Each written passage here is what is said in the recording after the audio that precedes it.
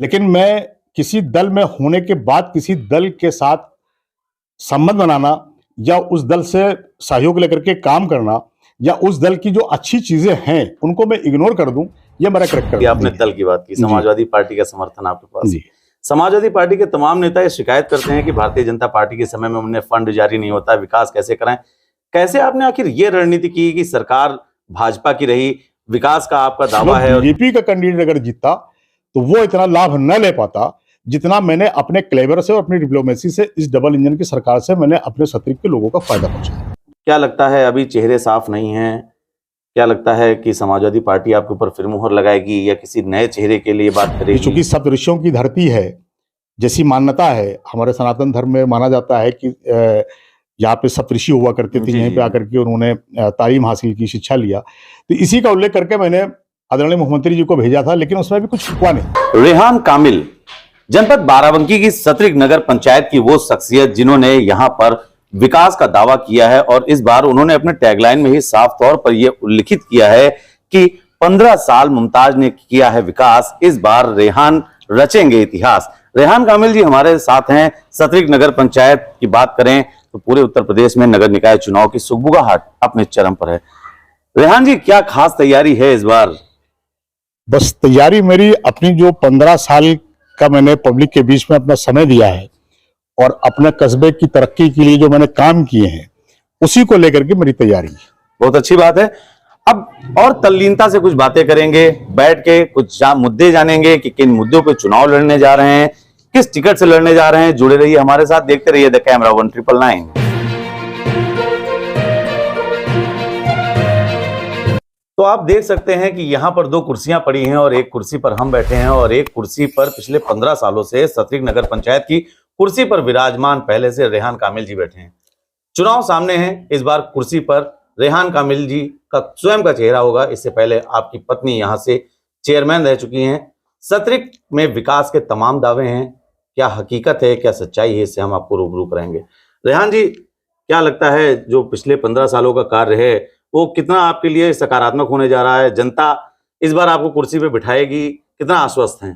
देखिए, 100% मैं आश्वस्त हूं कि जाहिर सी बात है जनता जो है विकास कार्य को बहुत ज्यादा तरजीह देती है। और मैं जब 2006 में मैंने अपनी मिसेस को लड़ाया था तो 2006 से पहले अगर आपने सतरिक का भ्रमण किया होता तो ये आपको एक नगर पंचायत की शक्ल में नहीं मिलती। ये एक बहुत ही पिछड़ा हुआ गांव के तरीके से आपको नगर पंचायत मिलती।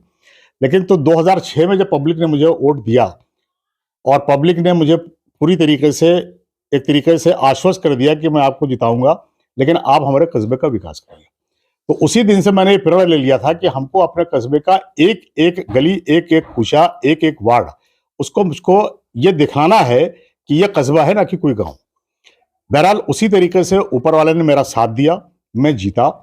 और जीतने के बाद में सबसे पहले यहाँ पे रितेश भाई एक बहुत ही बिग प्रॉब्लम हमारे कस्बे की थी।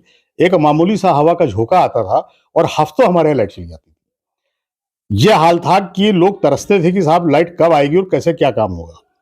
तो बहरहाल उससे हमारा प्रभावित जो है, जो हमारी जलापूर्ति थी, जब लाइट नहीं तो पानी नहीं, तो सबसे पहले तो मैंने ये काम किया जो हमारे बस में था। मैंने अपने दोनों पंपों के ऊपर 63 केवी के हैवी ड्यूटी के जनरेटर मैंने लगाए। चलो भाई, का लाइट नहीं तो कम से कम पब्लिक को पानी मिल जाए। एक काम तो मैंने वो किया अपना। उसके बाद में जब दोबारा हमको फिर मौका मिला उस काम से फुर्सत पाने के बाद, तो मैंने अपने कस्बे की सारी सड़कों का पूरा एक नेटवर्क बिछाया, इंटरलॉकिंग के माध्यम से, सीसी के माध्यम से, नालियां और ये सब पूरा काम किया। इसी तरीके से धीरे धीरे टाइम बढ़ता गया और मेरा पहला कार्यकाल पूरा हो गया। दूसरा कार्यकाल जब लोगों ने देखा, पहले तो लोग थोड़ा सा परहेज कर रहे थे कि पता नहीं क्या हो क्या ना हो, तो दूसरा कार्यकाल जब उन्होंने दिया और इत्तेफाक से मैं जिस दल से जुड़ा हुआ हूं उस दल की सरकार भी थी, तो मैंने सबसे पहले फोकस ये किया कि हमारे कस्बे की जो बिग प्रॉब्लम है उसको दूर किया जाए कि लाइट की। रेहान जी, हम यहाँ पर आपको रोकेंगे। चलिए, विकास की बातें हैं वो जनता तय करेगी। आपने दल की बात की, समाजवादी पार्टी का समर्थन आपके पास। समाजवादी पार्टी के तमाम नेता ये शिकायत करते हैं कि भारतीय जनता पार्टी के समय में उन्हें फंड जारी नहीं होता, विकास कैसे कराएं। कैसे आपने आखिर ये रणनीति की कि सरकार भाजपा की रही, विकास का आपका दावा है और जो आप देख रहे हैं सड़कों पर सफाई व्यवस्था, ये सब मैनेज कैसे किया? इसका प्रबंधन जो एक बड़ी चीज हो जाती है। देखिए नितेश भाई, ये हर आदमी की अपनी अपनी डिप्लोमेसी पे तय होता है। और जो बात ईमानदारी की, देखिए मैं समाजवादी पार्टी में हूं और 1984 से हूं, जब इस पार्टी का नाम हुआ करता था डीएमकेपी, दलित मजदूर किसान पार्टी। लेकिन मैं किसी दल में होने के बाद किसी दल के साथ संबंध बनाना या उस दल से सहयोग लेकर के काम करना या उस दल की जो अच्छी चीजें हैं उनको मैं इग्नोर कर दूं, ये मेरा करैक्टर नहीं। बहुत ही यहाँ पर उन तमाम जो राजनीति से जुड़े हुए लोग हैं उनके लिए एक संदेश रेहान कामिल ने ये दिया है कि आप किसी भी राजनीति विचारधारा से संबंधित हों, लेकिन अन्य जो राजनीतिक दल हैं अगर उनके अंदर कुछ अच्छाई है तो उनसे आपको कुछ सीखना चाहिए, उनका अनुसरण करना चाहिए, उस रास्ते पर चलना चाहिए। और यही कारण रहा कि रेहान कामिल पिछले 15 सालों से नगर पंचायत की कुर्सी पर यहाँ पर विराजमान है और एक बार फिर यहाँ से तैयारी है। रेहान जी, अच्छी बात आपने कही। क्या लगता है अभी चेहरे साफ नहीं हैं? क्या लगता है कि समाजवादी पार्टी आपके ऊपर फिर मुहर लगाएगी या किसी नए चेहरे के लिए बात करेगी? ये हमारे जिले का नेतृत्व, हमारे प्रदेश का नेतृत्व तय करेगा। 2 चुनाव नितेश भाई में लड़ा, इंडिपेंडेंट लड़ा, 2006 का और 2012 का। उसके बाद 2017 का इलेक्शन आया, बहुत से लोग रिफ्यूज कर रहे थे सिंबल को। ये हुआ कि नहीं, हमारी पार्टी ने तय किया नहीं, अब की साहब नगर निगम, नगर पालिका परिषद, नगर पंचायतों को सिंबल लेंगे। हमारे बाराबंकी में बहुत से लोगों ने रिफ्यूज कर दिया। मुझसे पूछा गया, मैंने कहा ठीक है साहब, अगर आप देना चाहे तो दे दो, मैं लड़ जाऊंगा। इस बार भी वही है, क्योंकि पिछली बार मैं लड़ा था, जीता हूं। पार्टी देना चाहेगी देगी, वरना नहीं देना चाहेगी कोई बात नहीं। मुझे लड़ना है, इलेक्शन लड़ूंगा अपना। बहुत अच्छी बात है। और ये आपने अच्छी बात कह दी कि आप किसी राजनीति के ऊपर, किसी राजनीतिक दल के ऊपर आश्रित नहीं रहेंगे, बल्कि रेहान मलिक का एक जो चेहरा है वो चेहरा सतरिक वासियों के जहन में पूरी तरीके से बस चुका है और इसी का फायदा लगातार आपको मिलता है। भारतीय जनता पार्टी इस बार रेहान जी काफी बड़ी टक्कर दे रही है और पूरी तरीके से वो हावी होना चाहते हैं। अभी वो अपने आप को डबल इंजन सरकार कह रहे थे, अभी उन्होंने अपने आप को प्रमोट कर दिया एंड दे आर सेइंग कि हम ट्रिपल इंजन की सरकार हैं। अब वो नगर पंचायत, नगर पालिकाओं और जो भी नगर निगम है उन पर ध्यान फोकस कर रहे हैं। क्या लगता है कि भारतीय जनता पार्टी आपके जो किला है उसको कहीं हिलाने में सफल हो पाएगी? नहीं नितेश भाई, देखिए 2017 का जो इलेक्शन हुआ उस समय भी डबल इंजन की सरकार थी। आदरणीय मुख्यमंत्री योगी आदित्यनाथ जी यहाँ पे मुख्यमंत्री थे और आदरणीय नरेंद्र मोदी जी वहां पे प्रधानमंत्री थे। तो जो मेरा 2017 का इलेक्शन हुआ था वो डबल इंजन की सरकार में ही हुआ था। यहाँ पे बीजेपी ने लड़ाया था अपना कैंडिडेट, लेकिन उसके बाद भी पब्लिक ने हमको चुना। और इस डबल इंजन की सरकार हो सकता था कि जो बीजेपी का कैंडिडेट अगर जीतता तो वो इतना लाभ न ले पाता जितना मैंने अपने क्लेवर से और अपनी डिप्लोमेसी से इस डबल इंजन की सरकार से मैंने अपने सतरिक के लोगों का फायदा पहुंचाया। उसका एक उदाहरण मैं आपको दे दूं। हमारे यहाँ बाराबंकी जनपद में पंडित दीनदयाल उपाध्याय एक योजना है शहरी विकास के लिए, उसमें टिकैत नगर और आपका रामनगर हो चुका था। उसके बाद में फिर 2 नगर पंचायतों में प्रतिस्पर्धा थी, यानी कि कंपटीशन था कि साहब सिद्धौर को करूं या सतरिक को करूं। मुझे जब ये पता चला तो मैं आदरणीय हमारे उपेंद्र रावत जी जो सांसद हैं, बहुत ही निहायत ही शरीफ आदमी है, पार्टी वार्टी से मुझे कोई लेना देना नहीं, लेकिन एज ए मैन वो बहुत ही अच्छे आदमी हैं और जाहिर सी बात है वो बीजेपी के सांसद हैं। जी। और उनके अच्छे होने के बाद मैं आपको ये भी बता दूं कि वो यहाँ हमारे से एमएलए हुए, एमएलए होने के बाद में फिर सांसद हुए। तो मैं उनसे जाकर के मिला, मैंने उनसे कहा कि सांसद जी आपके पास में आया हूँ काम से, कहेंगे बताइए आप। तो मैंने कहा कि 2 नगर पंचायतें तो पंडित दीनदयाल में चयनित हो चुकी हैं, अब 2 में स्पर्धा है, किसी एक को होना है, सतरिक को होना है, सिद्धौर को होना है जी। तो उन्होंने बड़ी शालीनता से मुझसे ये कहा कि चेयरमैन साहब आप मेरे पास में आए हैं और मैं आप सतरिक को करवा दूंगा। तो उन्होंने सतरिक को करवा दिया, उससे मुझे अच्छा खासा फंड मिला, जिससे मेरे यहाँ कुछ ड्रेनेज की प्रॉब्लम थी जो अभी भी क्रिएट है। सारा काम तो नहीं हो गया जी। लेकिन उस फंड से मेरा बहुत सा काम हो गया।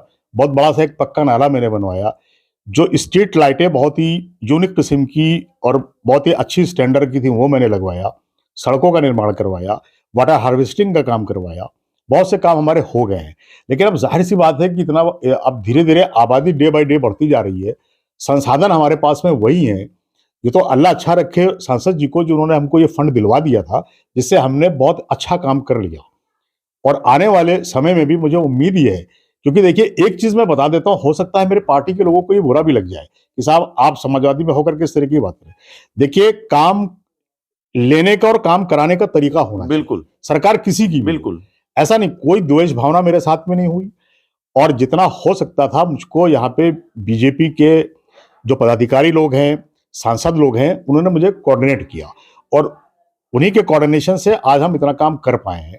बाकी वो बात एक अलग की, ठीक है, हमारी पार्टी की सरकार नहीं है, हमारी पार्टी की सरकार होती हो सकता है इससे ज्यादा कुछ हम कर लेते। एक हम लोगों ने यहाँ पर जब हम लोग घूमे तो एक बात और उठती है कि रेहान कामिल हिंदुओं के वहां शादी में बहुत जाते हैं। देखिए रितेश भाई, यहाँ पे जिस ड्योढ़ी पे आप बैठे हैं, ये 85 गांव का तालुका था और 85 गांव का तालुका एक मुस्लिम का था। तो हमारी इस ड्योढ़ी की एक शान है, एक आन है, एक बान है, एक गंगा जमनी तहजीब यहाँ से सदियों से चली आ रही है और उसी को लेकर के मैं आगे बढ़ रहा हूँ। मैं किसी वर्ग विशेष का काम नहीं करता हूँ, मैं इंसानियत का काम करता हूँ। वो चाहे हमारा हिंदू भाई हो, चाहे हमारा मुसलमान भाई हो। किसी गरीब ने अगर मुझे बुलाया है तो मैं वहां जरूर जाऊंगा। यथासंभव मैं कोशिश करता हूं कि जो मेरे पास में है वो मैं उनको भी प्रोवाइड करूं। तो अब उसी कड़ी में होते हैं काम। सारे काम मैं करता हूं, मुस्लिम कम्युनिटी के भी करता हूं, हिंदू कम्युनिटी के भी करता हूं। जो आया है मेरे पास में वो वापस नहीं गया खाली हाथ। वो बात एक अलग की, किसी ने मुझसे 10 रुपए मांगा हो, मेरे पास नहीं हुए हो तो, लेकिन मैंने उसको 5 जरूर दे दिए।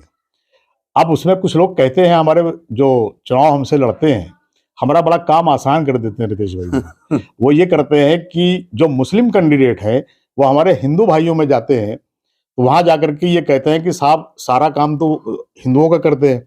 मतलब हिंदू कैंडिडेट जी जी।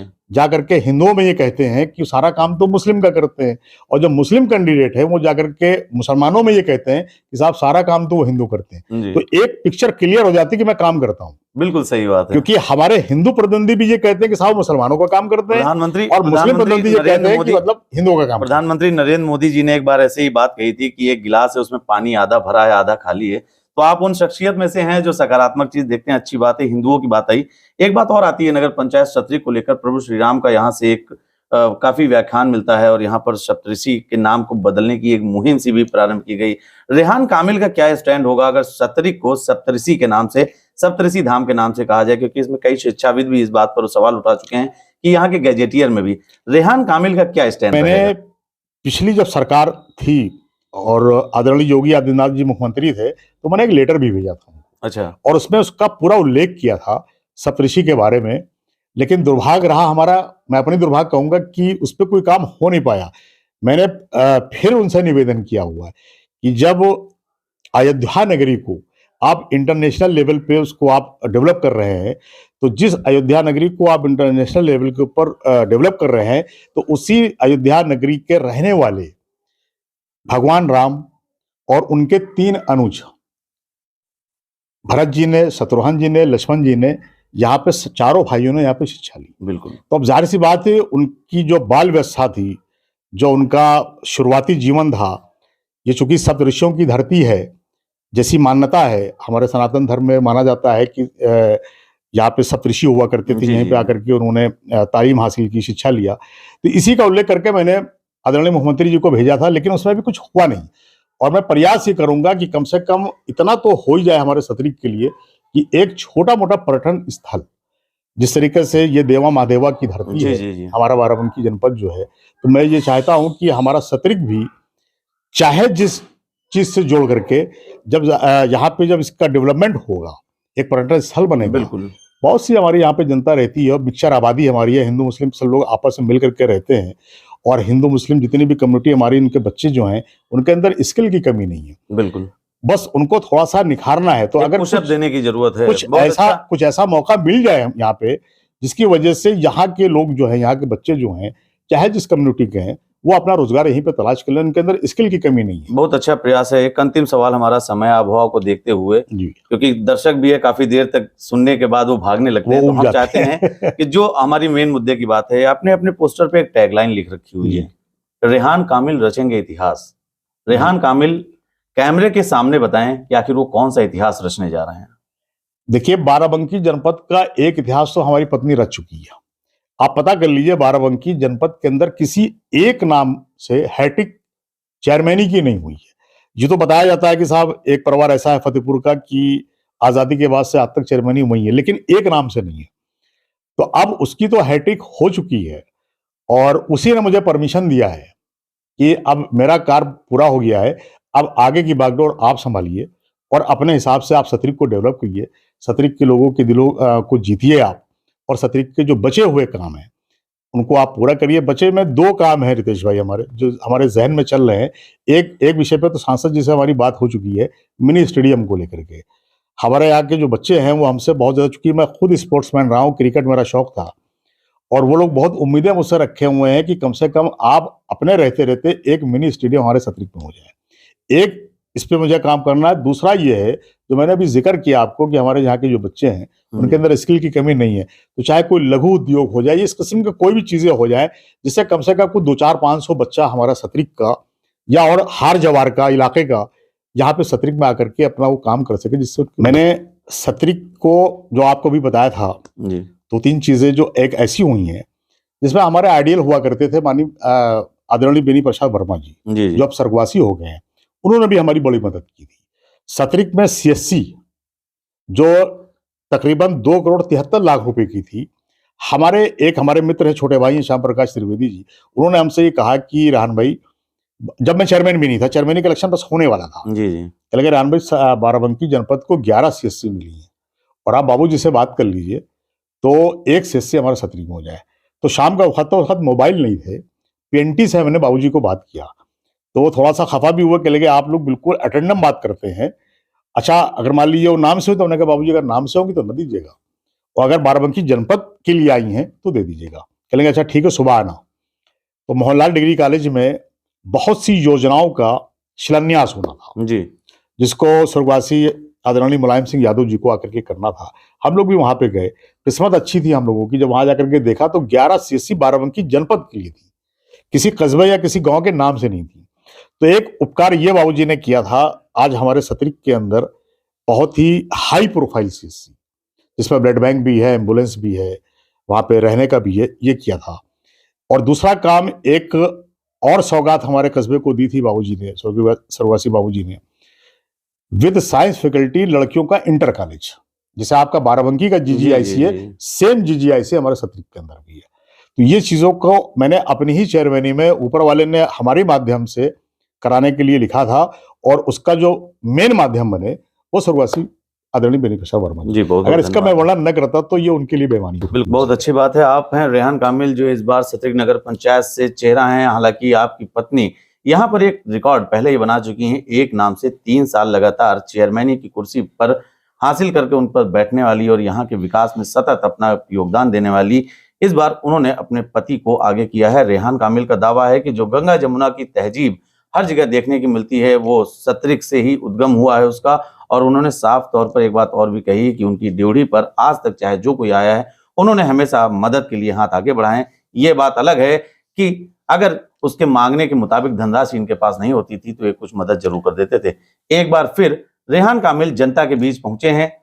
जनता उसका क्या पारितोषिक रेहान कामिल को देने जा रही है, ये देखने वाली बात होगी।